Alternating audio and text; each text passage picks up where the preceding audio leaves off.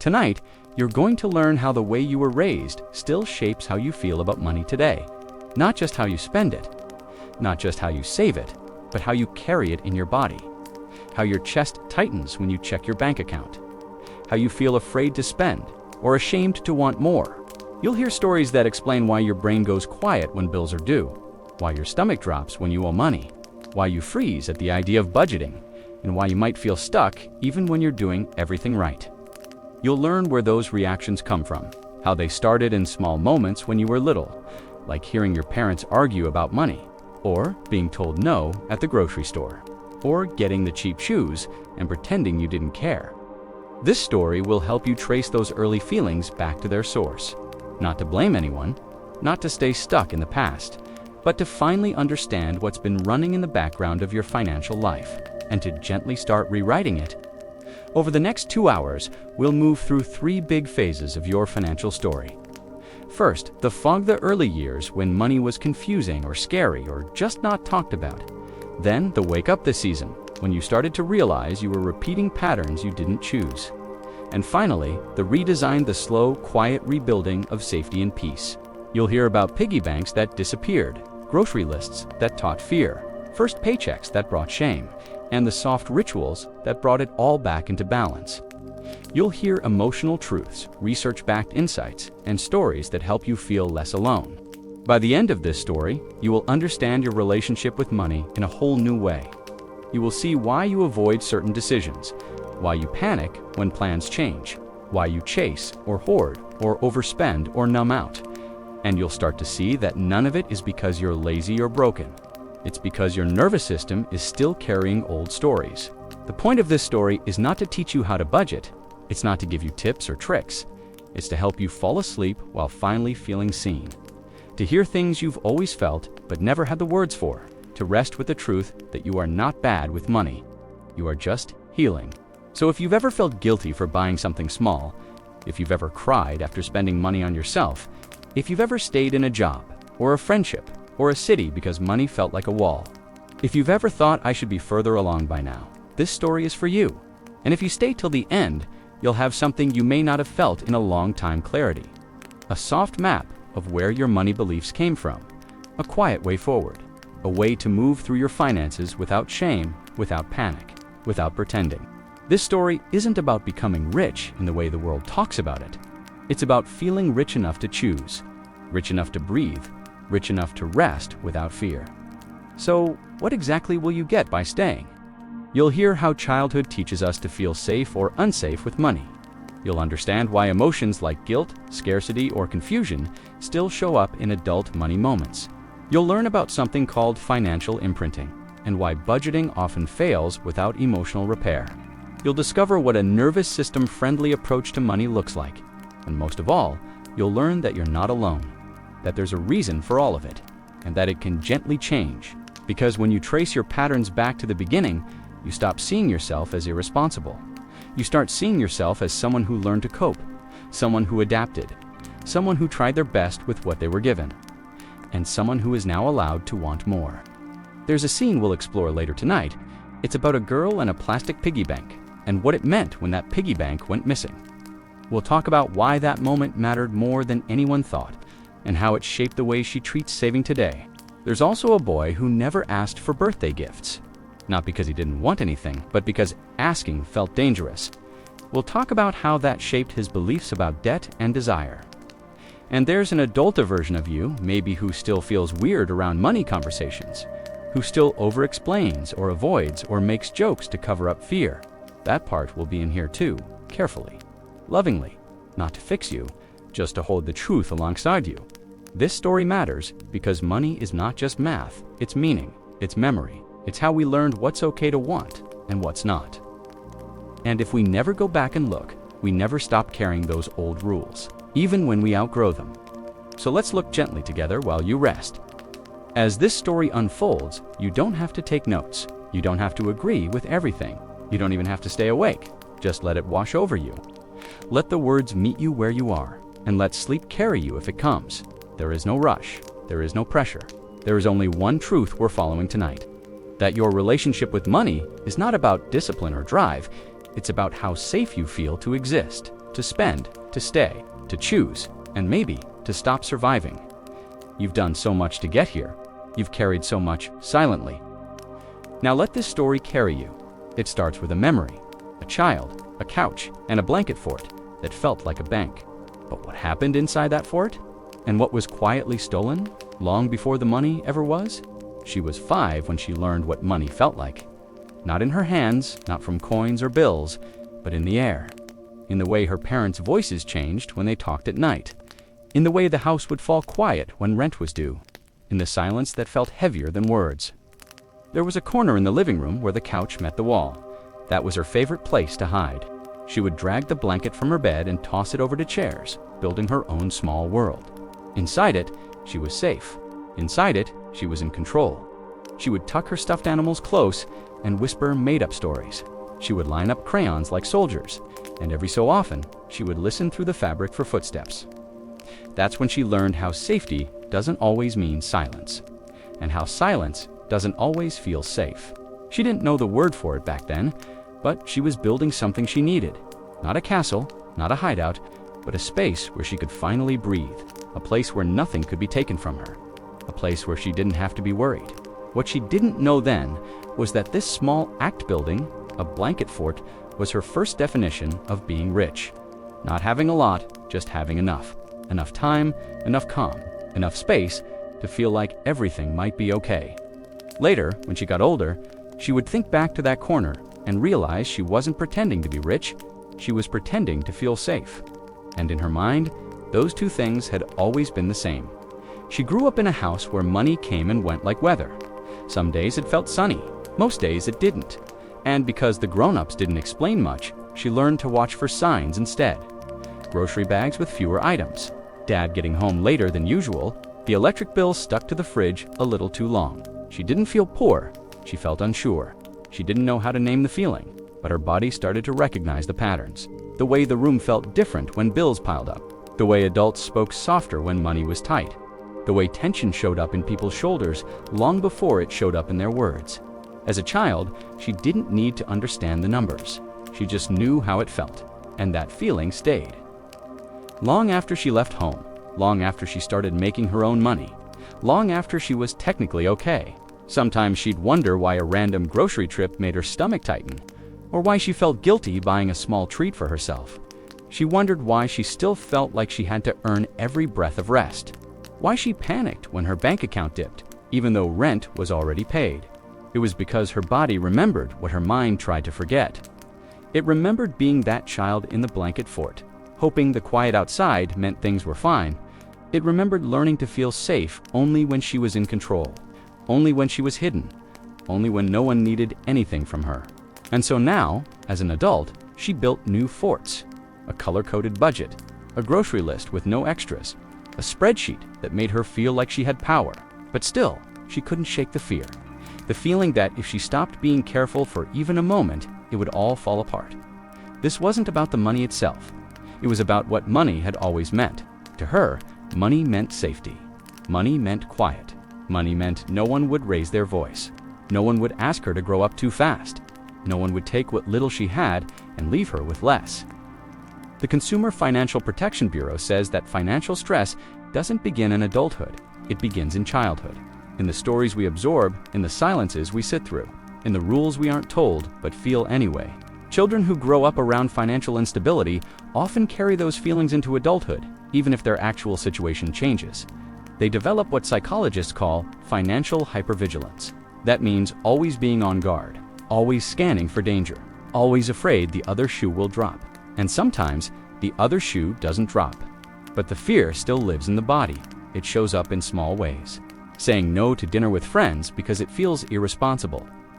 Putting off a necessary purchase even when you have the funds. Feeling like joy is a risk, like softness is something you haven't earned. That's the real cost of early money wounds, not just scarcity, but shame, the kind that makes you second-guess your own needs, the kind that whispers, "Who do you think you are?" when you reach for something more. She didn't learn this in school. She learned it in the hallway, listening to grown-ups whisper, watching their hands clench, feeling their stress like smoke in the air. And even now, when she hears herself say things like, "I can't afford that," or "I just need to be smart," She realizes she's repeating their lines, not because they're still true, but because they were said enough times to become part of her. That's what childhood does. It gives you a script, a quiet, powerful one, and unless you pause to read it, you just keep acting it out. But tonight, that script gets a new page. Not to erase what happened, not to pretend it didn't hurt, but to look at it with soft eyes and say, oh, that's where it came from. Because when you name it, it starts to loosen. When you understand it, it starts to soften. And when you hold it with compassion, it starts to change. You don't have to rebuild overnight. You just have to notice. You just have to see the connection between the blanket fort and the budgeting app, between the pantry shelf and the fear of spending, between the old silence and the voice that wants to speak now. You were not bad with money. You were just taught to fear it. You are not irresponsible. You were just taught to survive. You are not behind. You are just remembering. And that remembering, that's the real beginning. Not a spreadsheet, not a plan, but a memory, a breath, a choice to pause and feel the weight of what you've been carrying. She still builds forts sometimes, but now they look different. A morning walk where she doesn't check her bank account, a warm dinner she doesn't apologize for, a Sunday nap without guilt. And in those moments, her nervous system slowly learns a new story. That safety doesn't only come from control. That rest is not a luxury. That softness is allowed. The past still echoes, but it doesn't decide everything anymore. And maybe that's what richness really means. Not money, not stuff, but the freedom to feel safe without hiding. And tomorrow, when she wakes up and the bills are still real and the bank balance is still imperfect, she'll have something she didn't before. Awareness, gentleness, a little more space inside. And that's where healing begins. But what happens when the thing you saved gets taken? And what story gets written the moment your piggy bank disappears? She didn't think of it as real money, not at first. It was just something that clinked, a sound that felt full, a sound that meant she mattered. Whenever a coin slid through the slot and disappeared into the belly of her plastic pig, she smiled. Because even if no one else saw it, she knew it was hers. The pig sat on her windowsill. It was round and a little scuffed on the ears. Someone had given it to her for her birthday. And even though it was cheap and hollow, it felt powerful. Like a treasure chest, like a vault. Like maybe, if she kept feeding it, she could one day use the money to change something. At first, she didn't know what she was saving for. Maybe candy, maybe a toy, maybe something she couldn't name yet. All she knew was that every coin made her feel safer. Every coin meant she had a little more control, a little more choice, a little more of something that felt like being okay. She would check the pig's weight every few days, shake it softly, feel the weight shift, and in that small sound, she felt proud, like she was building something that was only hers. Something no one else could touch, something that wouldn't be taken. But then one day, it was gone. She came home from school and saw the spot on the windowsill was empty. At first, she thought maybe it had fallen. Maybe someone moved it. Maybe it cracked and someone hit it. But no one said anything. No one left a note. No one even mentioned it. She asked her mom where it went. Her mom looked tired, said they needed it for groceries, said sorry, said she would make it up to her, said she would buy her a new piggy bank later. But something inside her cracked a little, not because of the money, but because of the feeling. The feeling of safety, the feeling of ownership, the feeling of building something that could last. Gone, and no one had asked her first. That night, she lay in bed and stared at the ceiling. She told herself it didn't matter. It was just coins. It wasn't much, but deep down, she knew it mattered a lot. Because for the first time, she realized something important.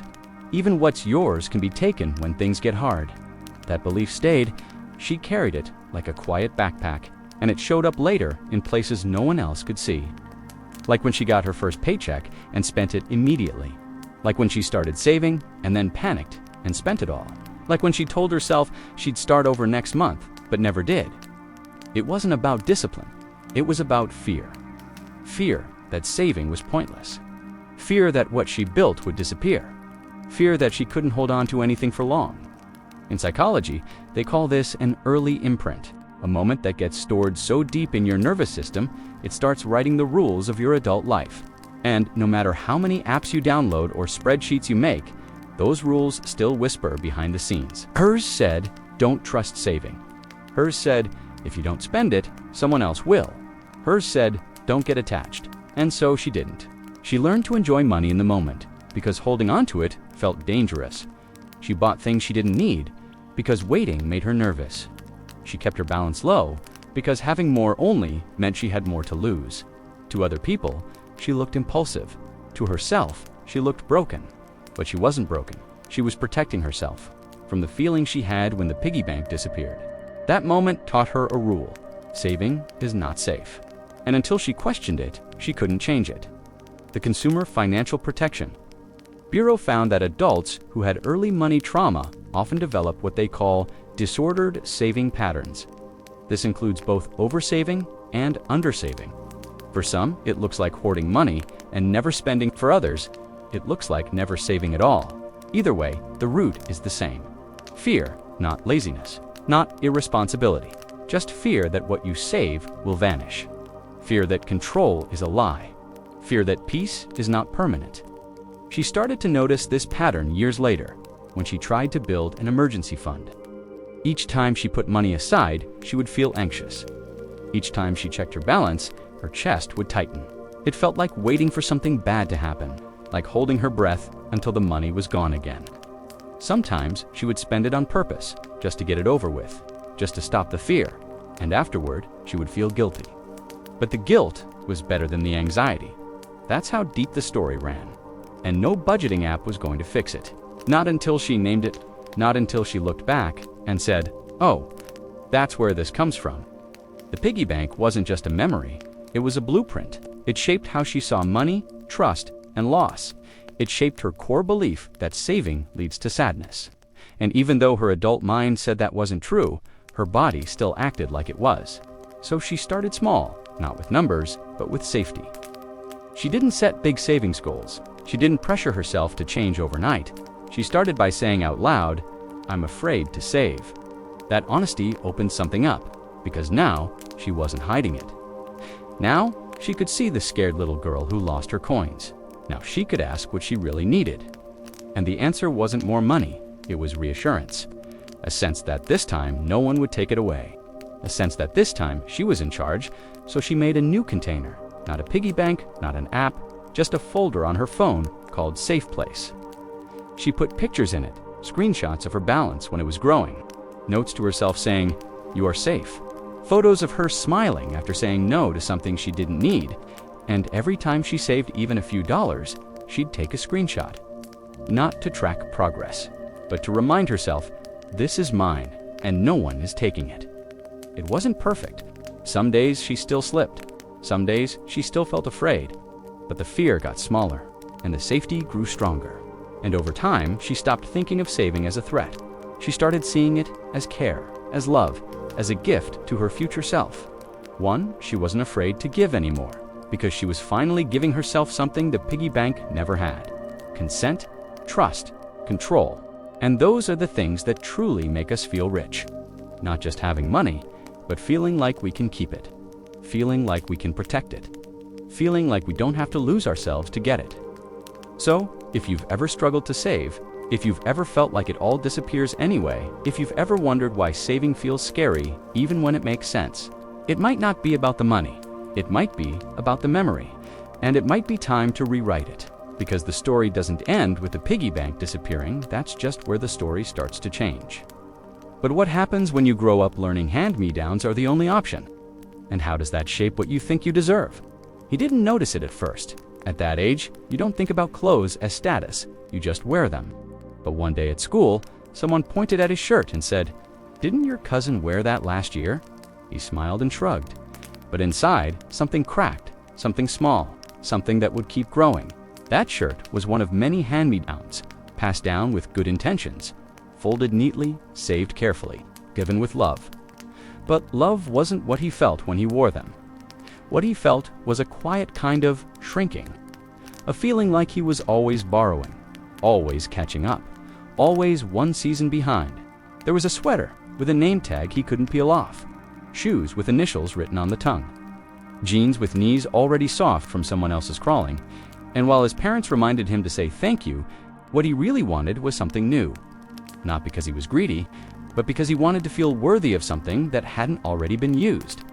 Every time he opened the drawer and saw someone else's clothes folded inside, he learned something. Not just about money, but about what he was allowed to expect, what he should accept, what he should be grateful for.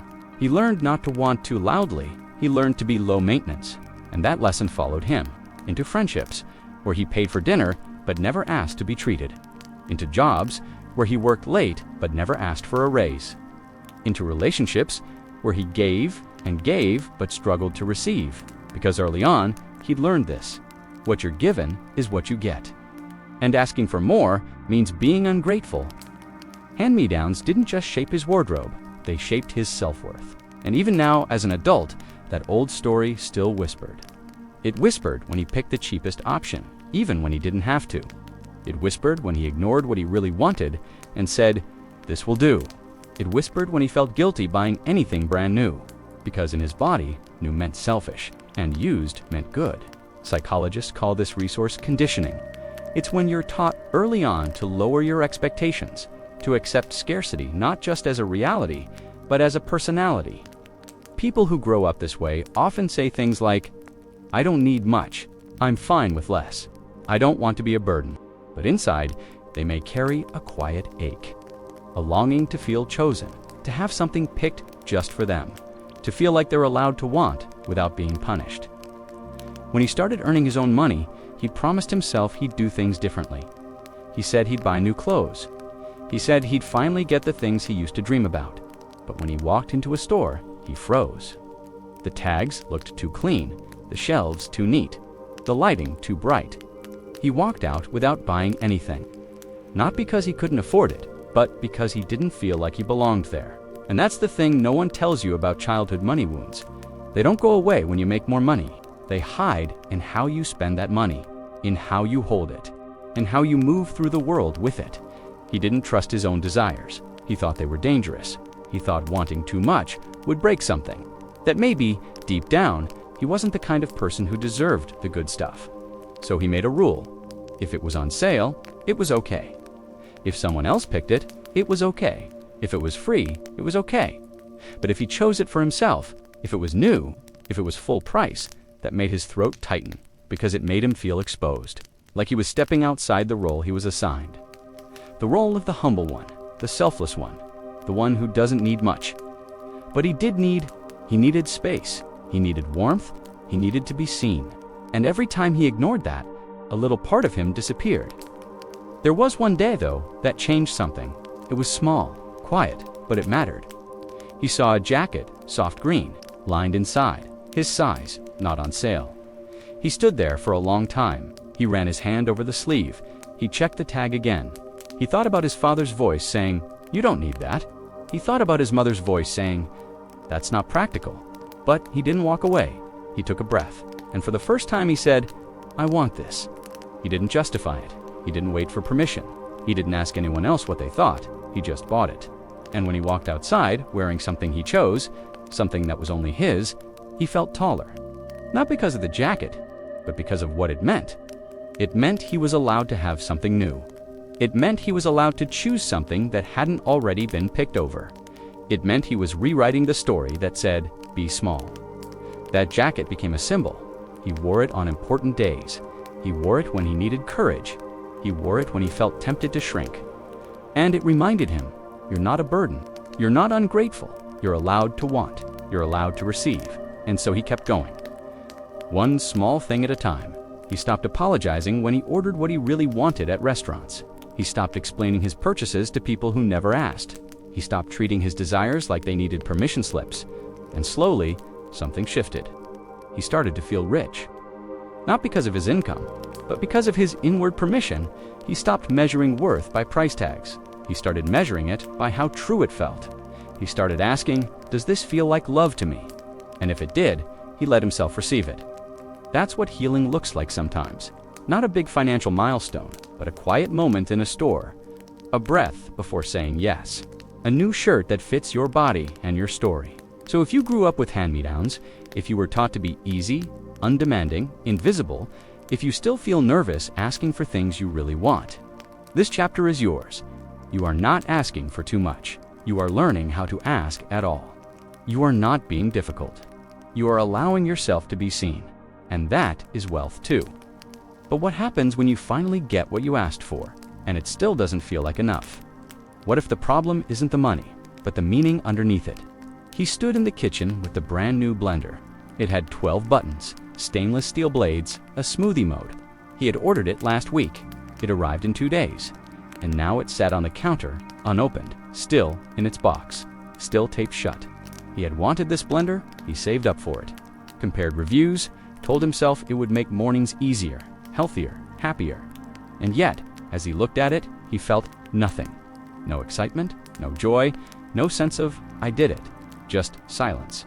And a quiet voice inside that said, is this it? He didn't know what to make of that feeling. He'd felt it before, after ordering the shoes, after upgrading his phone, after buying the headphones that everyone said were life-changing. He felt it every time he got what he thought he wanted, and the thrill vanished before it even began. He wasn't being ungrateful, he was just confused. Wasn't this supposed to feel better? Wasn't this what everyone worked for? The reward? The feeling of being complete? But the truth was, the moment passed quickly, and once it was gone, all he had left was the box, the cost, the delivery email, and the familiar ache that maybe something was still missing. He didn't talk about this with his friends. They were all chasing things too. The apartment, the car, the wedding venue, the promotion. Everyone was working so hard for the next thing, the thing that would finally make it feel worth it. But deep down, he started to wonder, what if the next thing wasn't the answer? What if the emptiness he felt wasn't about what he didn't have? What if it was about what money couldn't fix? The psychologists call this emotional substitution. It happens when your brain is craving something emotional, like safety, love, purpose, and you try to meet that need through spending. The shoes become a stand-in for confidence. The gadgets become a stand-in for control. The clothes become a stand-in for being seen. And for a moment, it works. The dopamine hits, the heart lifts, the image feels right, but then it fades, because the object doesn't fill the original need, and the original need doesn't go away. He remembered something his mom used to say, we never buy anything unless we really need it. Back then, need meant food, need meant bills, need meant shoes that weren't falling apart. So he learned not to want things unless they were essential. But now as an adult, he wasn't sure what need meant anymore. He needed rest, he needed space, he needed time to think. But you can't buy those things in a store. And yet, sometimes, he tried. He bought something small on hard days. He clicked add to cart. When work felt too heavy, he scrolled through new releases when loneliness came knocking. And each time, the pattern repeated. Hope, purchase, brief joy, flatness. Not guilt, not shame, just confusion. Like his body was saying, we're still not full. He started reading about something called the hedonic treadmill. It's the idea that humans adapt quickly to pleasure, that the thing we longed for becomes normal, fast, and then we need more to feel the same high. It made sense. That's why the first raise felt amazing, and the third felt expected. That's why the new phone felt shiny, and then became just a tool. That's why the trip was exciting, and then felt like a blur after landing. But knowing the science didn't fix the feeling, because the real question still lingered. Why didn't it feel like enough? And what would ever feel like enough? He started keeping a small notebook. In it, he wrote 2 questions every night. What did I buy today? And what was I hoping it would solve? Some days the answer was, I bought a candle. I hoped it would calm me. Some days it was, I bought takeout. I hoped it would comfort me. Some days he didn't buy anything, but he still asked the second question, what am I hoping will make me feel okay? And that is when the answers got real. Sometimes he wrote, I want to feel proud. Sometimes I want to feel loved. Sometimes I want to stop feeling behind. That was the truth underneath it all. The desire that couldn't be ordered online. The need that couldn't be fulfilled by a product. It had always been emotional, not financial. He started noticing something else too. When he paused before a purchase and asked, what am I really needing? The urge softened. He didn't always say no. Sometimes he still bought the thing. But now he was aware.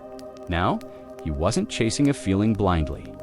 Now he could pause long enough to ask, is this caring for me or just distracting me? The answer changed everything. And slowly, money stopped being a fix-it tool.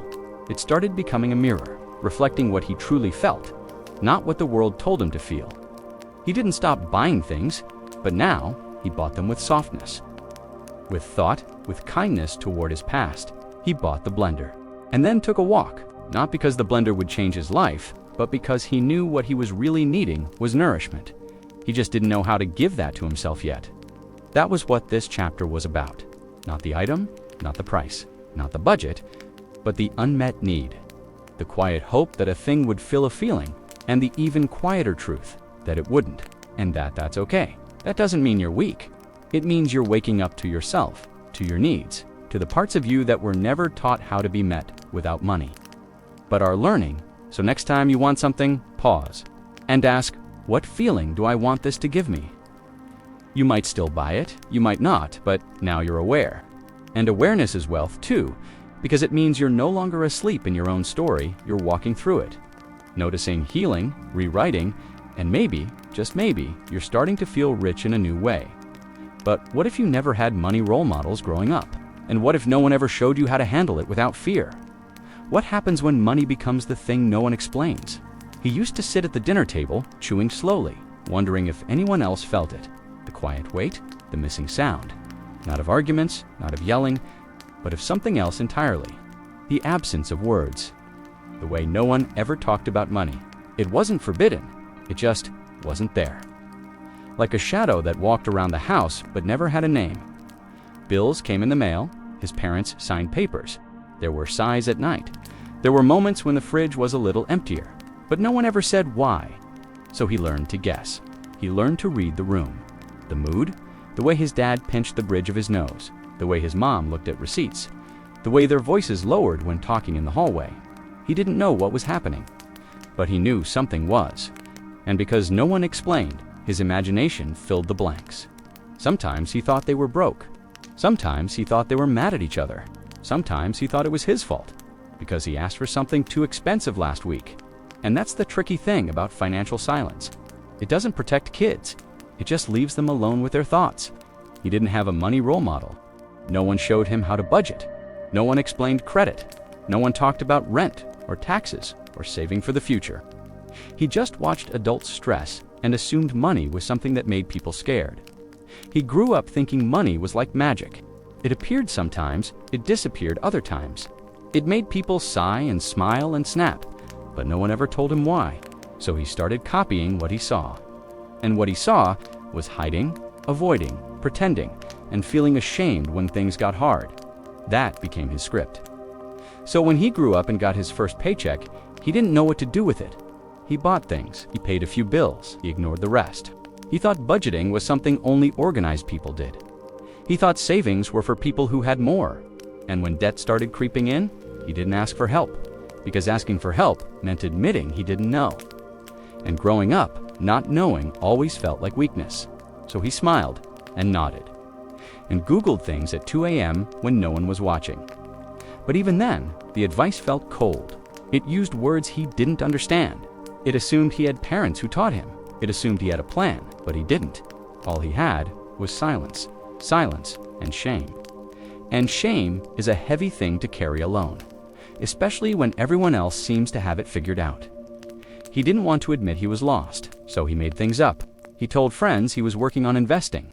He nodded when people talked about Roth IRAs. He smiled when someone mentioned index funds, but inside, he felt like a fraud. Not because he was stupid, but because no one had ever shown him. And that's what this chapter is really about. Not the missing money, but the missing mentors. The people who could have said, here's how to open a bank account. The people who could have said, here's what rent actually costs. The people who could have said, hey, it's okay not to know. But they didn't, not because they were cruel, but because maybe no one showed them either. Financial literacy isn't just about numbers, it's about generational permission. And when no one passes it down, you grow up trying to build a house without a blueprint. That's what he was doing. Measuring, guessing, hoping it would hold, but it kept falling. And every time it did, he blamed himself. Until one day, something small shifted. He met someone at work. They weren't flashy. They didn't brag. But one day, they were talking over lunch, and that person said, yeah, I messed up my credit in college. Had no idea how any of it worked. Took years to figure it out. And just like that, he exhaled, because someone had finally said it. The thing he thought no one ever struggled with, the thing he thought made him broken. It didn't fix everything, but it opened a door. He started asking quiet questions. Hey, what app do you use to track spending? Do you actually look at your statements every month? What's one thing you wish you learned earlier? Not big questions, but real ones. And slowly, he started learning, not just facts, but that it was safe to not know. That admitting confusion wasn't weakness, it was wisdom. And the more he asked, the more he saw. So many people had grown up in silent houses too. So many people learned through trial and error. So many people carried shame that never belonged to them, and that changed everything. He began to build something new, not just a budget, but a sense of belonging. He found YouTube channels that explained things slowly. He joined an online group for people learning about finance from scratch. He started writing down terms he didn't understand and looked up one each day. And when someone younger asked him about taxes, he smiled, not because he had all the answers, but because he finally had some, and he was willing to share.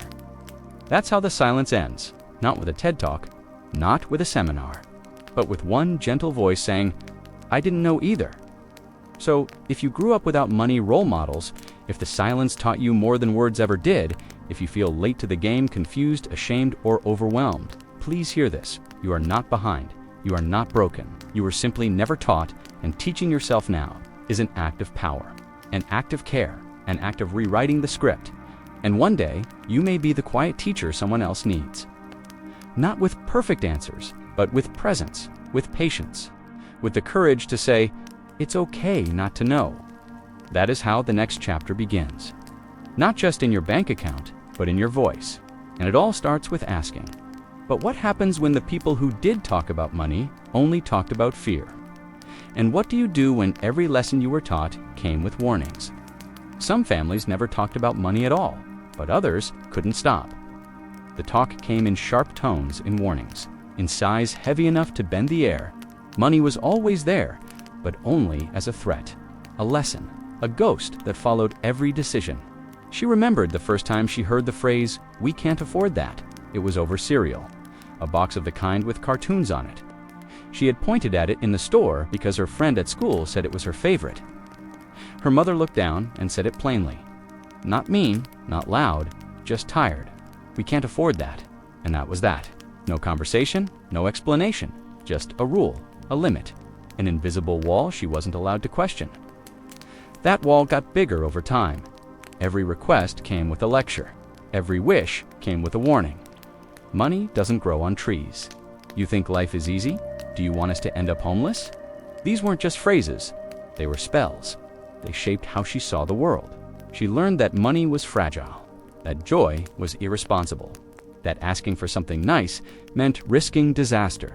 So she stopped asking. But inside, the fear grew. Because when money is only talked about through fear, it starts to feel like a monster. Big, unpredictable, always waiting to punish you for wanting too much. And when she became an adult, that fear didn't go away. She still looked at price tags with a knot in her stomach. She still picked the cheapest option, even when it broke 2 weeks later. She still heard her mother's voice when she bought coffee out instead of making it at home. And she couldn't enjoy what she had, because the fear always whispered, "What if this is the last time?"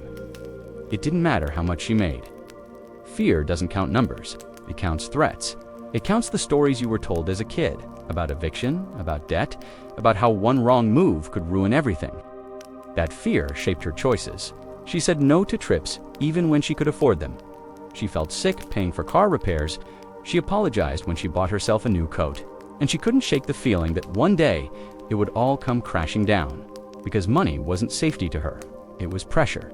And pressure doesn't feel like peace. Even budgeting became a battleground. She made spreadsheets, tracked every dollar, set reminders and alerts and auto withdrawals. But it didn't make her feel better. It made her feel watched. Like if she missed one thing, everything would fall apart, because that's what she learned growing up. That financial failure isn't a bump, it's the end.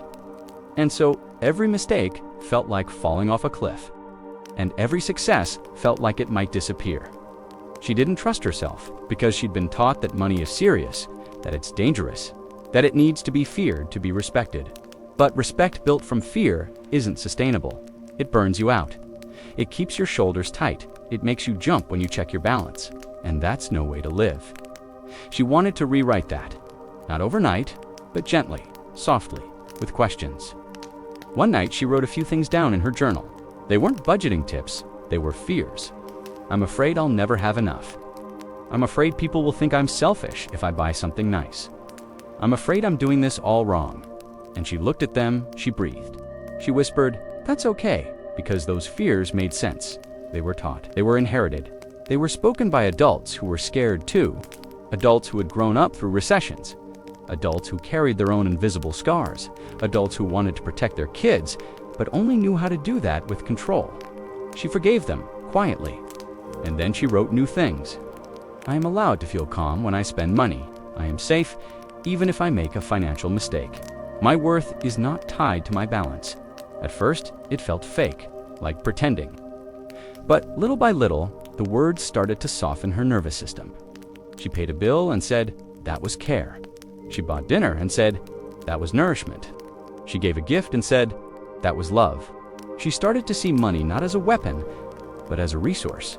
Not as a danger, but as a language. And that changed everything. Fear still came up sometimes. It always does. But now she had a voice that could say, I hear you, but we are not in danger. That voice wasn't loud. It didn't come from a bank account. It came from inside. From the part of her that was learning to parent herself in the ways she never received. She started saying different things to herself. Instead of, we can't afford that, she asked, does that support my values? Instead of, you think life is easy, she whispered, you're allowed to enjoy things.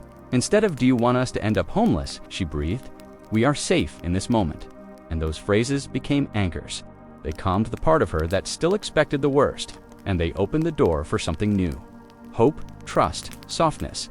That's what healing your money story can look like. Not earning six figures, not becoming a financial expert, but simply replacing fear with curiosity and letting yourself believe. Just a little that maybe money can feel good, that maybe you're not cursed, that maybe the warnings weren't the whole story. They were just the only story your family knew. But you get to write a new one, and it can sound like peace. But what if you do start earning more, and the fear doesn't go away? What if making more money actually makes you feel guiltier? He used to dream of making more, of seeing numbers rise, of watching his bank balance stretch just a little further each week. He imagined the feeling, how he'd finally breathe easier, how the weight would lift, how everything would feel brighter. But when it happened, when the promotion came, when the paycheck grew, when he finally crossed a line he'd once called enough, something unexpected appeared. Guilt. It wasn't loud. It didn't shout. It whispered, softly, quietly, like an old memory curling around his mind. A feeling like he had taken too much. He started spending less again. Not because he had to, but because spending now made him feel wrong, like he didn't deserve it.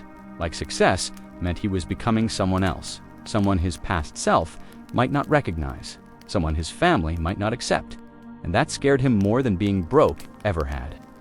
He had worked so hard to grow, to break cycles, to give himself options, but now that those options were here, he felt frozen. He looked at the raise in his account and felt heavy instead of light. He looked at the car he could finally afford and felt selfish instead of proud. He looked at the apartment with the soft lighting and clean countertops and wondered if he was forgetting where he came from. That phrase, "Don't forget where you came from," echoed in his chest. He'd heard it growing up.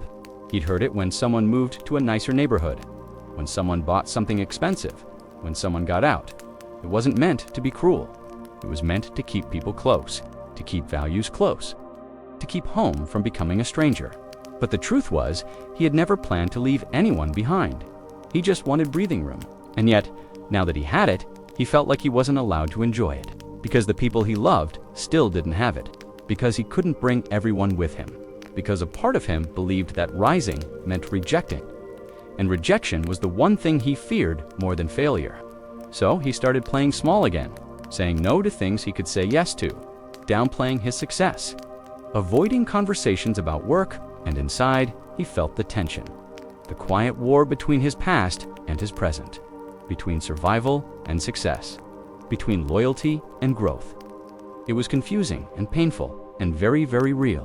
Psychologists call this survivor's guilt. It happens when someone escapes a painful situation, poverty, trauma, dysfunction, and then feels guilty for having more when others still don't, even if they worked hard, even if they struggled to, even if they didn't take from anyone else. The guilt comes anyway, because deep down, we want our wins to feel shared. We want our people to celebrate with us. We want to belong. But when your past didn't include ease, ease starts to feel suspicious. And when your community didn't have choice, choice starts to feel disloyal. He didn't know how to talk about it, so he didn't. He just smiled and shrugged and said, "I'm trying to stay humble." But the truth was, he wasn't celebrating himself. He wasn't honoring the years of trying. He wasn't letting himself feel the progress, because guilt was louder than joy. And that made him tired.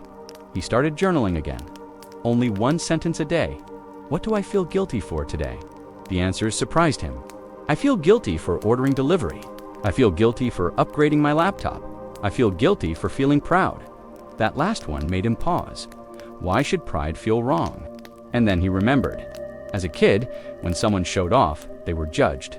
When someone succeeded, they were whispered about. When someone had money, they were called lucky, or arrogant, or fake. So he learned to stay in the middle, to not want too much, to not shine too bright, to keep things real. But real didn't have to mean small. Real didn't have to mean suffering. Real could mean true. And his truth was that he had grown, that he had learned, that he had changed, and maybe he was allowed to. That thought softened something inside. He stopped calling himself lucky. He started calling himself resilient. He stopped making jokes about being broke when it wasn't true. He started practicing gratitude without guilt, and slowly, the guilt turned into grace. He found ways to give without draining. He helped his family without rescuing. He let himself receive joy and let it live in his body. He took walks in his new neighborhood and whispered, "It's okay to be here." He looked at his reflection and said, "You haven't betrayed anyone," because he hadn't. He had grown. And growth is not abandonment. Growth is legacy. Growth is healing. Growth is what happens when love finally has space to rest. He still felt it sometimes. That ache, that flicker of maybe I don't deserve this. But now he had a voice that could answer back, "You do. You earned it. You are not the villain in your story." He started celebrating quietly, a good meal, a day off, a deep breath that didn't carry fear. And those moments became his new wealth, his new home, a place where guilt wasn't in charge, where joy had a seat at the table, and peace was no longer earned, just welcomed. But then another layer came. Not guilt about having money, but fear of losing it. What if it all disappears? What if it was just a fluke? What if I can't hold on to it? She used to think having more money would make her feel safe, that the bank balance would silence the worry, that finally getting ahead would bring rest. But now that she had it, the fear didn't go away. It just changed shape. Before, the fear was about not having enough. Now, it was about losing what she had. She would refresh her bank app 3 times a day. Not because anything was wrong, but just to make sure. Just to feel like she had control. She hesitated before spending, even on things she needed, even on things that once brought her joy. Because every dollar out felt like a risk, a crack in the dam, a sign that it might all slip through her fingers. She started waking up in the middle of the night, her chest tight, her brain racing through numbers, future bills, emergencies, what ifs. Her nervous system was alert, even in moments that should have felt peaceful. It didn't make sense logically. Her income was stable. She had savings. She wasn't in crisis. But her body didn't believe that, because financial trauma doesn't respond to math. It responds to memory. And her memories had taught her that money wasn't safe, that it came in waves and vanished just as fast. That good times meant something bad was probably around the corner. She had seen it before. As a kid, her mom getting a bonus, and then the car breaking down, her dad landing a job, and then being laid off. Every gain felt followed by loss. So her brain learned a pattern. Don't relax. Even now, with a steady job and more security than ever, she couldn't relax. Her mind was still waiting for the other shoe to drop. So she started playing small again, turning down upgrades, putting off things she wanted. Not because she couldn't afford them, but because she didn't trust the future. And when you don't trust the future, you don't give yourself permission to enjoy the present. It's a quiet kind of self-sabotage, the kind that looks like responsibility on the outside, but feels like panic on the inside. She knew she was doing it, but she didn't know how to stop. She tried journaling. Why am I afraid of spending? The answers came slowly. What if this is the best it ever gets? What if I let go and something bad happens? What if I can't make it back again? Each one felt true. Not in her mind, maybe, but in her body. That's when she started learning about the nervous system. How safety isn't just logical, it's physical. How the body holds onto patterns. How survival mode doesn't turn off just because the paycheck is bigger. And how fear can feel like home when you've lived with it long enough. That hit her the hardest, because she realized she didn't know how to feel safe. She only knew how to feel prepared. And prepared often meant scared. It was the only way she had learned to protect herself. So she began slowly retraining her system. Not with budgets, but with breath. She placed her hand over her heart each morning and said, "I am not in danger," she whispered. "Money is not the enemy." She sat in stillness after checking her bank account and practiced feeling calm instead of bracing for bad news. It felt silly at first, but it worked, because her fear wasn't about money, it was about memory. And memories need care, not correction. She made a list of all the times she thought she'd fall, but didn't. All the times the unexpected came and she found a way. All the ways she had already proven she was capable, not perfect, not immune, but capable. That list became her anchor. When the panic rose, she read it. When the doubt whispered, she held it. And slowly, the fear lost its grip. Not completely, but enough. Enough to let her enjoy a good meal without guilt. Enough to plan a trip without canceling it twice. Enough to say yes to small joys. Without waiting for a reason to say no, she started changing her inner language. From what if I lose it all, to what if I'm more prepared than I've ever been? From what if this doesn't last, to what if I learn how to let it last? From I'm not safe, to I'm learning to feel safe. That was the work. That was the healing. Not more earning, but more trusting. Not more saving, but more soothing.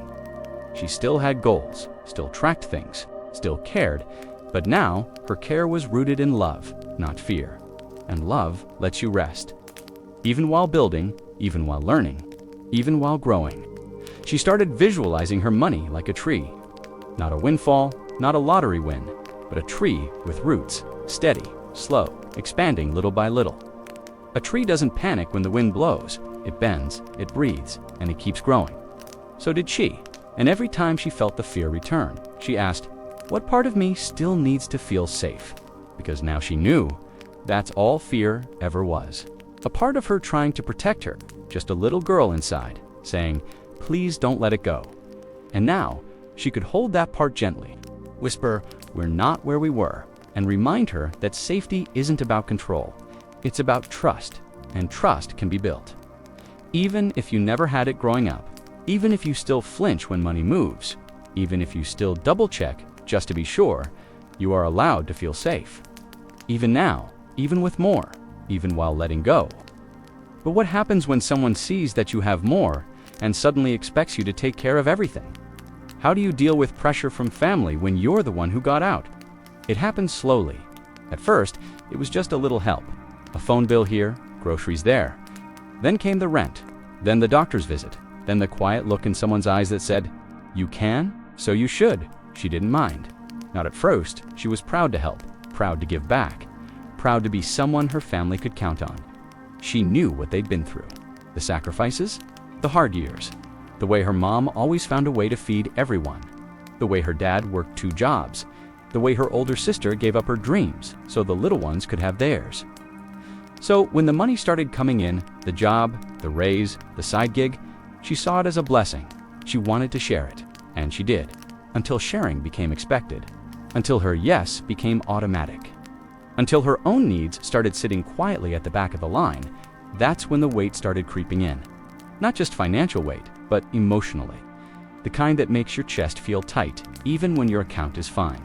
The kind that makes you feel like no matter how much you give, it will never be enough. Because she wasn't just giving money, she was carrying history. And history is heavy. She loved her family. That wasn't the question. But love without boundaries can become a leash. And she was starting to choke. She didn't know how to say no, because saying no felt like betrayal. Saying no felt like forgetting where she came from.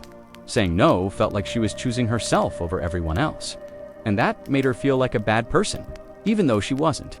She was just tired. She missed saving for herself. She missed dreaming out loud. She missed saying, I want this, without hearing her mother's voice in her head saying, must be nice. She wanted to rest. Not just her body, but her spirit. And for that, she needed space. How do you set boundaries with the ones who built your foundation? How do you say, I can't help right now, without breaking the invisible thread of loyalty? She didn't know, so she kept giving, even when it hurt, even when it delayed her rent, even when it put her credit card back in the red. She looked at the numbers, and then she looked at herself in the mirror, and she whispered, I'm not okay. It was the first time she admitted it, not to anyone else, just to herself. And that was enough. Enough to begin, enough to ask better questions. She started writing things down, not budgets, not amounts. She wrote, saying no doesn't make me cold. She wrote, I am allowed to rest. And that sentence made her cry, because rest had never been allowed. Making it meant you kept going. Making it meant you pulled others up. Making it meant you didn't complain. But she realized she hadn't made it if she still felt broken inside. So she made a new plan. Not to abandon anyone, but to support herself first. She opened a separate account. She called it her peace fund. It wasn't just for emergencies. It was for stability. She set a monthly giving limit, a number she chose with love, not fear. She practiced saying, let me check and get back to you. She practiced saying, not this month, but here's a resource I found. She practiced saying, I love you and I need to take care of myself right now. It was hard at first. The silence from family. She reminded herself, I am not rejecting them. I am choosing me. And slowly, things started to change. Not everyone understood, but some did. Her cousin even said, I'm proud of you. She smiled, because that was the truth. They weren't taught boundaries, they were taught sacrifice. They weren't taught budgeting, they were taught survival. They weren't taught emotional care, they were taught silence and strength. By breaking the pattern, not with bitterness, but with gentleness, she still helps, still gives, still shows up. But not at the cost of her own safety, not at the cost of her dreams, because now she knows you don't heal a village by becoming its mule. And sometimes that example looks like a boundary. Sometimes it looks like no. And that no can be holy. That no can be healing. That no can be the doorway to a future where money is no longer tied to martyrdom. What happens when being different starts to feel like being alone? He didn't mean to drift away. He still cared, still checked in, still sent love. But something had shifted. He wasn't showing up the same, and people noticed. You've changed, they said. And for a moment, he didn't know how to respond, because it was true, he had changed. But not in the way they meant. They said it like an accusation, like success had made him selfish, like growth had made him forget where he came from. But he hadn't forgotten. He remembered everything. He remembered sleeping on the floor. He remembered counting coins at the corner store. He remembered splitting one sandwich in 3. He remembered not asking for things because the answer would only bring guilt. He remembered all of it. But remembering didn't mean staying stuck. And he had worked hard, not just to survive, but to feel good, to feel safe, to feel like he was more than his struggle. But now that he did, it was lonely. Not because he was alone, but because people started pulling back. Not in anger, but in discomfort. They didn't know how to talk to him anymore. Didn't ask how work was going. Didn't invite him out like they used to. Sometimes they'd make jokes, ooh, that's rich people stuff. Or don't forget us little folks. Or must be nice.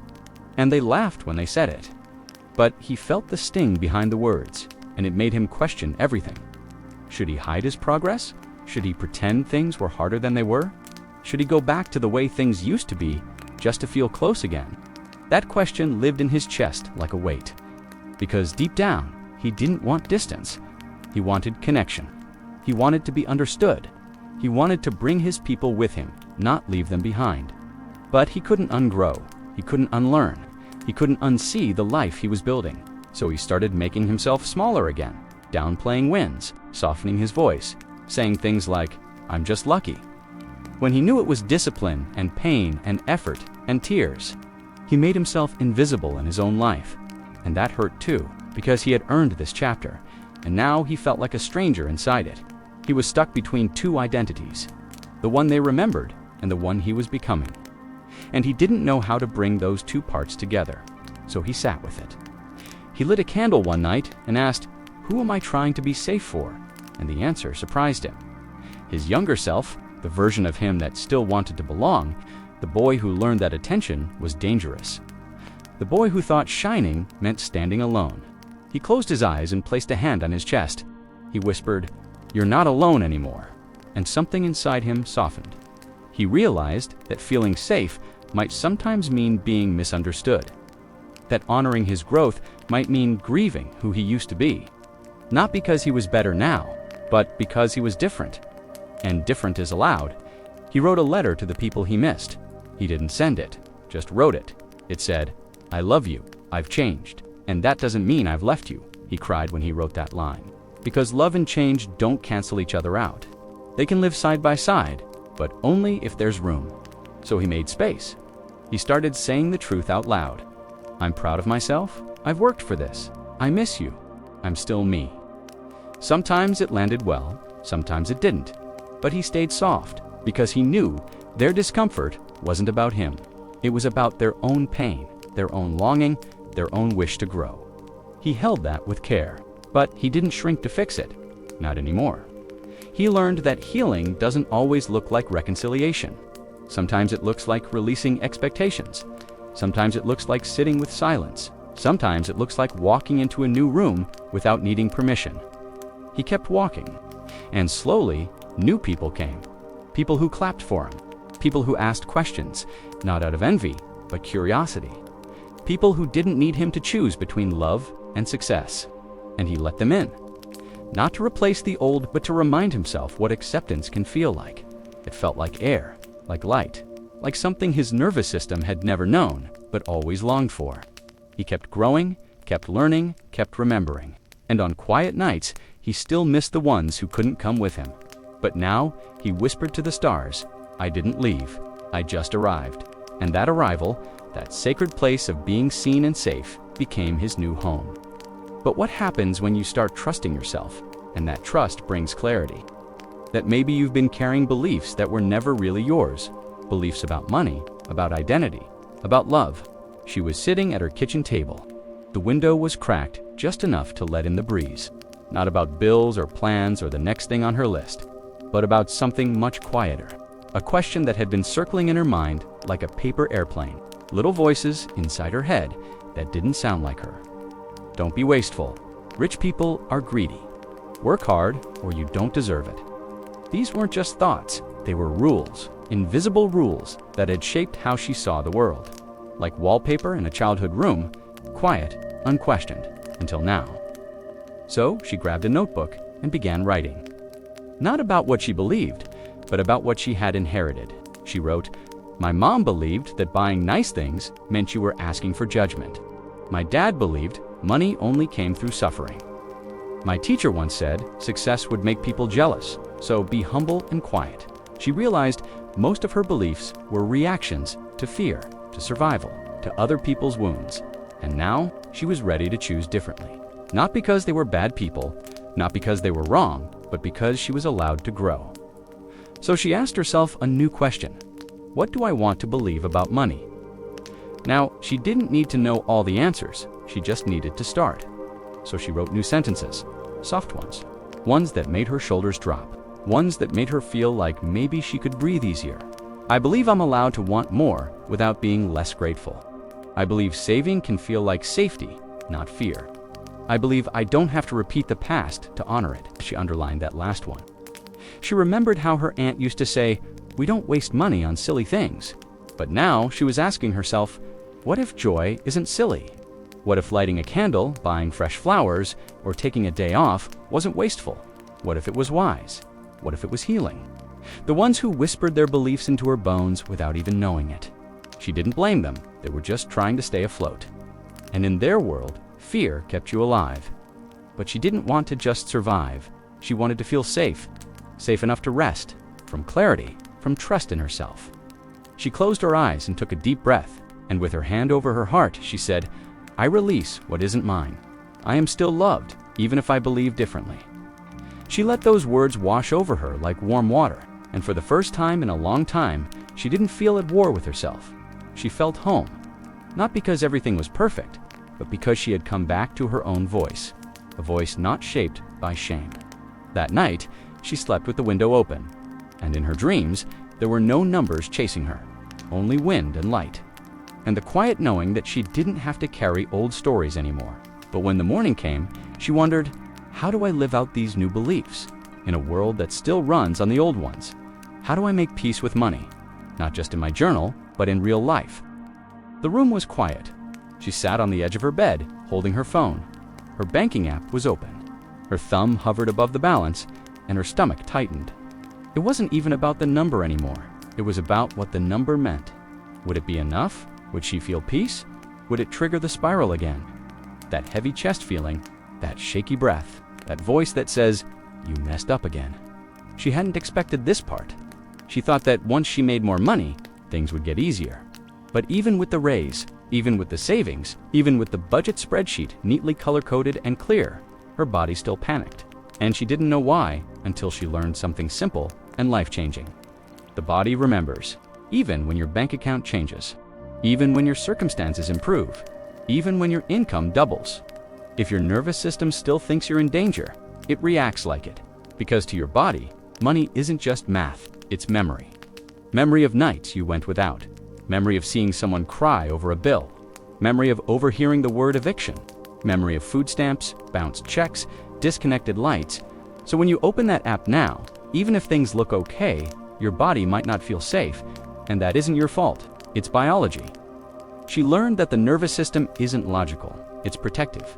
It scans for threat, and if money has ever been a threat, emotional, physical, relational, then your body treats it that way.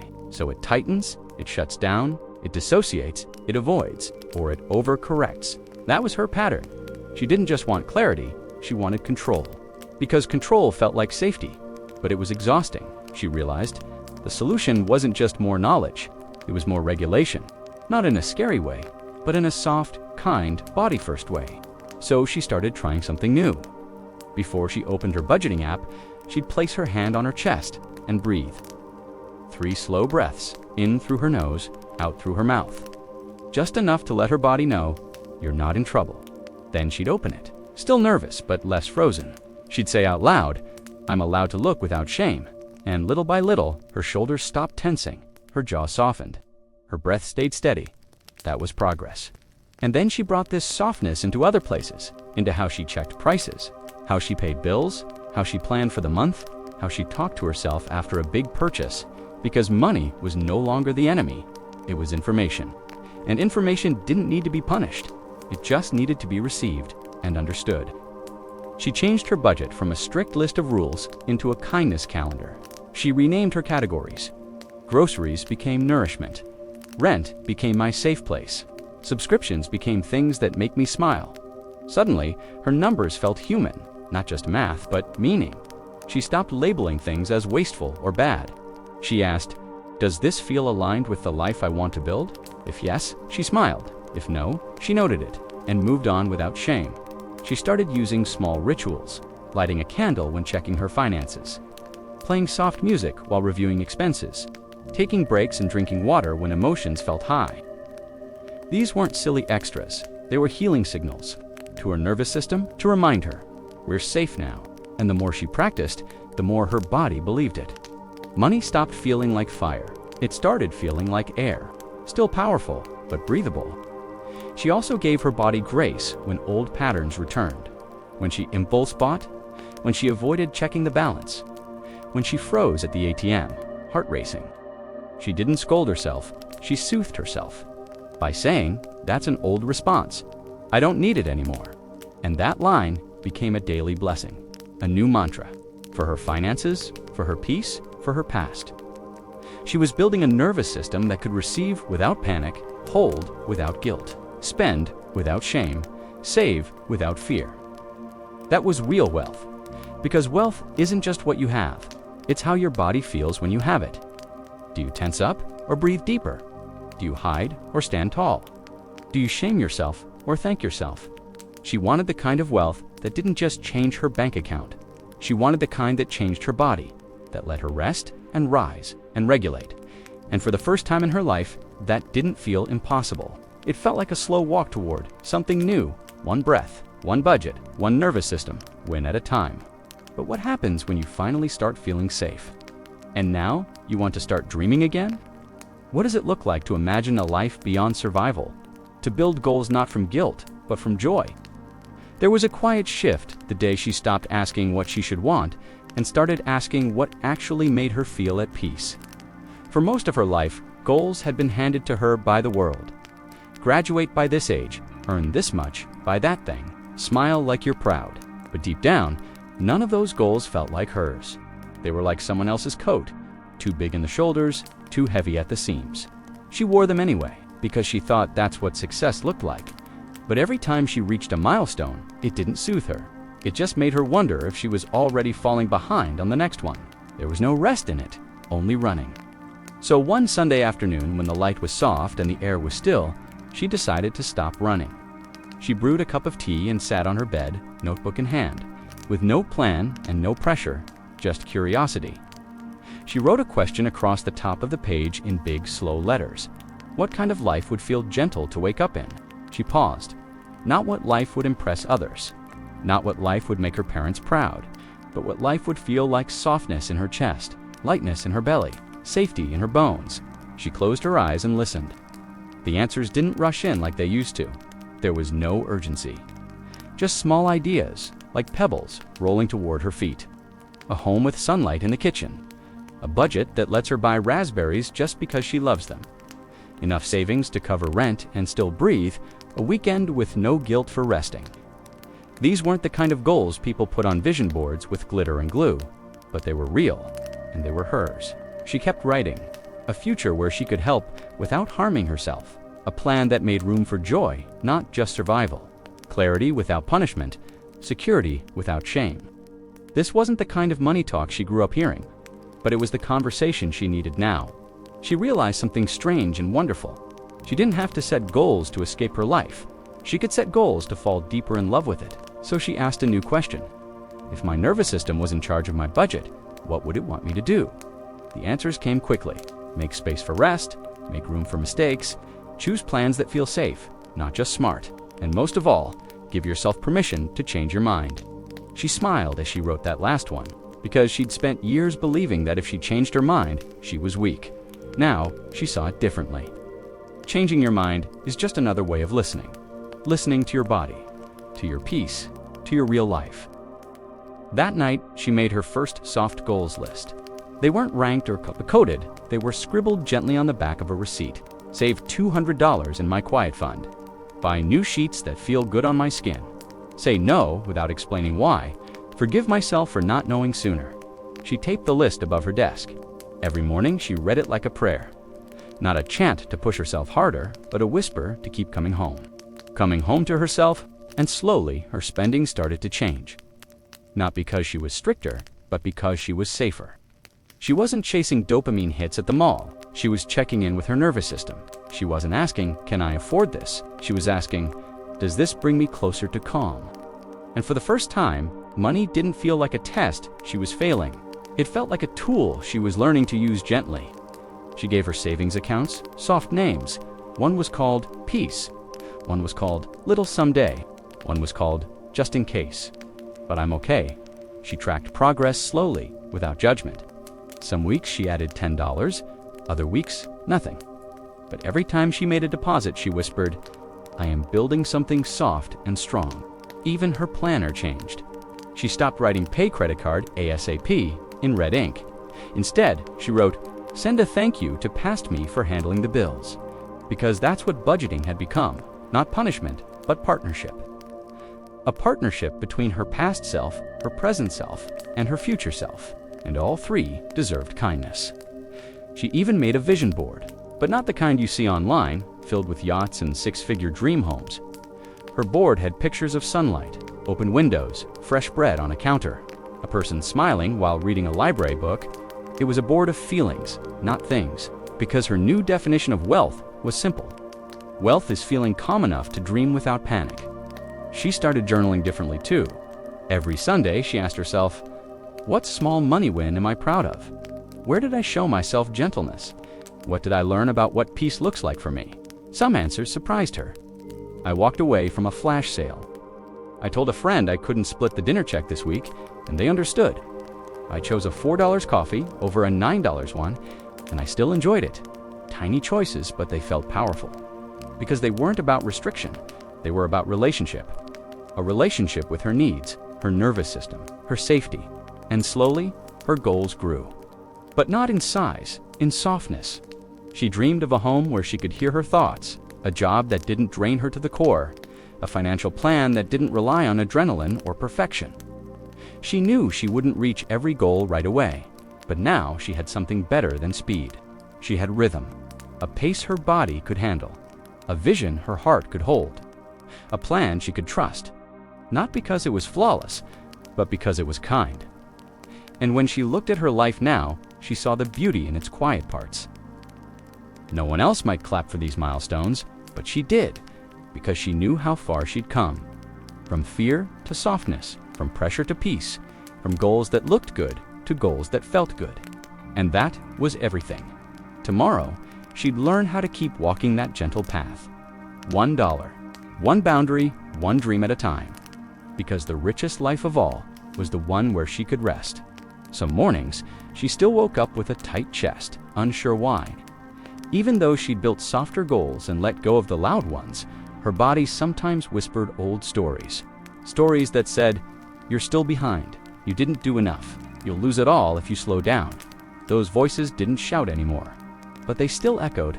So she sat with them. She didn't push them away. She just asked, "What would help you feel safe today?" The answer was always the same: rhythm. Not pressure, not urgency, just rhythm. She had learned that the nervous system doesn't respond well to big promises. It responds to gentle patterns, like brushing your teeth, like lighting a candle every night before bed. So she decided to treat her financial care like that. Not a sprint, a breath, a rhythm, something she returned to, even when she didn't feel motivated. Especially when she didn't feel motivated, she began calling them her money rituals. Not habits, rituals. Because they weren't just tasks, they were tiny anchors. Ways to tell her body, we're okay, we're moving with love. Every Friday night, she lit a small candle before checking her budget. The flame helped her stay present. It reminded her that clarity didn't have to be scary. She didn't try to fix everything in one sitting. She just opened the app, looked gently at her numbers, and asked, "What needs kindness this week?" Sometimes it was her grocery spending. Sometimes it was an overdue bill she'd been avoiding. Sometimes it was a category she forgot to make room for. Like joy, she gave her budget a name, the peace plan. Because that's what it had become, not a tool for control, but a way to build inner peace, one gentle choice at a time. Each Sunday she played soft music and checked in again, not to catch mistakes, but to reconnect. She'd ask, what worked? What felt hard? Where can I offer myself grace? These questions changed her relationship with money completely, because they weren't about performance, they were about presence. She stopped tracking only dollars. She started tracking how she felt when spending them. She noticed that her nervous system responded well to predictability, so she set small financial anchors throughout her week. A $10 transfer every Monday to her Calm fund. A Thursday check-in to see if she still needed all the subscriptions she was paying for. A Saturday coffee date with herself, where she reviewed her dreams list and picked one tiny step to take, not to accomplish the dream, just to stay connected to it. She started calling it dream tending, not building, not grinding, just tending, like watering a plant, like smoothing the sheets on a bed you haven't slept in yet, but you're preparing. That small act, preparing gently, became sacred to her, because it reminded her that progress wasn't always visible. Sometimes it was simply about showing up again. Even if she'd messed up the week before, even if she'd overspent, even if she forgot to log her transactions, she didn't need perfection to keep going. She just needed rhythm. She realized most of her old financial patterns had been built on fear, and fear is noisy. Fear rushes, fear shames, fear demands. But safety is quiet. Safety is slow. Safety repeats itself, not because it's boring, but because it builds trust. So that's what she practiced. Repeating, returning, not for results, but for relationship. Each time she sat with her numbers, she imagined hugging her past self. The one who panicked at checkout lines, the one who cried after checking her account, the one who kept saying yes to things she couldn't afford just to feel included. She thanked her for surviving, for trying, for not giving up, even when she didn't know what she was doing. And then she'd say gently to herself, "We're building something now. Not to prove, not to fix, just to care. One small action at a time." She stopped comparing herself to people online, the ones with color-coded spreadsheets and $100,000 savings at 30. Instead, she started following creators who talked about healing, who used phrases like slow wealth and gentle money. People who reminded her that you don't have to be fast to be worthy. You just have to be honest. That shift made her less reactive when things went wrong. A surprise bill used to send her spiraling. Now, she took a breath. She'd say, "Okay, this wasn't planned, but I'm still safe." Then she'd make a new plan, not a punishment, a permission slip, permission to adapt, to care, to begin again. She even made a little calendar just for her money rhythm. It didn't have deadlines, it had invitations. A week to review her values, a day to dream with her journal. A moment to read an old letter she wrote to her future self, reminding her that even slow progress counts. That calendar felt like a lullaby, a rhythm of self-trust. One week, she forgot to do any of it. She was busy, she was tired, life got loud. But instead of spiraling into guilt, she whispered, "It's okay, the rhythm will still be here when I'm ready." And it was. Just like a song you know by heart, even after time away. She returned gently. She returned because the rhythm wasn't there to trap her. It was there to hold her, to remind her that financial healing doesn't come from pushing harder. It comes from returning again and again with love. Now, when someone asks her how she stays so consistent, she smiles softly. She doesn't say spreadsheets or automation. She says, "I made it feel like care." And that made all the difference. Because the truth is, consistency doesn't come from discipline alone. It comes from softness. From making things feel good enough to return to surprise, from weaving peace into the process itself.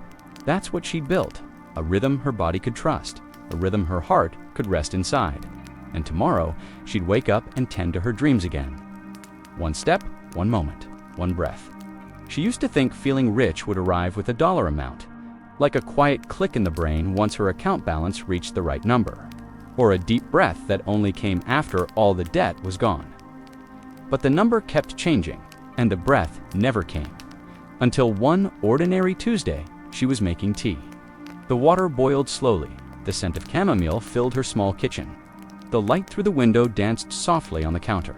And out of nowhere, her shoulders dropped. Not from exhaustion, from relief, from safety, from something that felt like enoughness. She looked around and thought, "This feels rich." Not because she had more, but because she finally felt less afraid. She realized the richest moments weren't loud. They didn't come with fanfare or trophies. They arrived in the silence between tasks, in the peace between paychecks, in the trust that no matter what came next, she had herself. That was new, because for years, money had been the measure of her safety. The louder the world screamed about hustle, the more she chased. She bought planners, books, courses, apps, all promising financial freedom. But freedom felt further the more she tried to force it, until she began asking different questions. Not, "How much do I need to feel safe?" but, "What makes me feel safe right now? And how can I create that feeling before the goal is met?" So she slowed down. She noticed how her body felt after every financial decision. If it tensed, she listened. If it softened, she leaned in. She learned that her nervous system was her compass, not her budget, not her goals. Her body, her breath. Her ability to pause and ask, "Does this bring me peace?" Because peace, she discovered, was the true form of wealth. Peace in knowing her worth wasn't tied to her output. Peace in knowing her needs didn't make her a burden. Peace in saying no to things that drained her, even if they promised more income. Peace in creating a rhythm that honored her joy. She created rituals to remind herself she was already whole. She kept a softness jar, a little glass bowl, where she'd drop a pebble every time she did something kind with money, paying herself first, pausing before a big purchase, telling herself, "It's okay, you're allowed to want rest." The jar became her proof, not of progress in numbers, but of progress in trust. Each pebble whispered, "You're not afraid like you used to be. You don't abandon yourself like you once did. You're not chasing, you're choosing. And that was everything. Because the truth she'd learned, richness is a feeling long before it's a fact. It's the deep exhale after a boundary is honored. It's the quiet joy of buying strawberries without guilt. It's the way you speak to yourself after a mistake, with gentleness, not shame. She stopped measuring success by how many zeros she had. She started measuring it by how many moments felt like home in her body. She learned to celebrate the invisible wins. Like noticing when she was triggered and taking a walk instead of doom scrolling. Like choosing rest without justification. Like asking for help, even when her pride resisted. Each of those moments added up like drops in a well. And one day, she looked in the mirror and whispered, "I feel rich." Not because everything was fixed, but because she finally felt free from the lie that she had to earn her safety. She embodied it. She carried it. She breathed it. That didn't mean she stopped growing. She still had goals. She still had dreams. But now, they came from expansion, not escape. She didn't set goals to run away from scarcity. She set them to move toward joy. She asked her inner child what rich meant to her. The answer? Soft pajamas. A home where nobody yelled, knowing there's food in the fridge. A bed with clean sheets and soft pillows. Being able to say, "I don't want that," and be heard. That was her new standard. That was the wealth she built toward. And day by day, she gave those things to herself. Even if imperfectly, even if slowly, even if others didn't understand. Because this wasn't about them. It was about her story, her healing, her choice to write a new chapter. And every time she honored that choice, her nervous system said, "Thank you." Because for so long, her body had been on high alert, waiting for the rug to be pulled out. For the rejection, for the overdraft, for the shame. But now it rested. Not because everything was perfect, but because she was present, and presence was the soil where all her peace grew. Now, when someone asks her what changed, she doesn't point to a job or a raise. She says softly, "I stopped fighting myself. I started parenting the younger me who was afraid." I gave her space to rest. And in that rest, she discovered what real richness feels like. Not applause, not attention, but alignment. So tonight, as the moon rises and the world slows down, she breathes into her body. She remembers her softness jar, her Friday candle, her budget named peace, her vision board taped gently above her desk, and she smiles. Because she is not waiting to feel rich anymore. She is living it. She is breathing it. She is becoming it. And tomorrow, she'll return again. To the rhythm, to the warmth, to the truth that she is enough, even before the goals are met, even before the numbers change, even before anyone else believes it, because now she believes it, and that is the greatest wealth of all. So, here you are. Still awake, maybe, but softer. Maybe the tension in your jaw has loosened. Maybe your thoughts aren't racing like they were. Maybe for the first time in a while, you feel less alone with your money story. And if that's true, even just a little, you've already started healing. Tonight was never about fixing your finances in one sitting.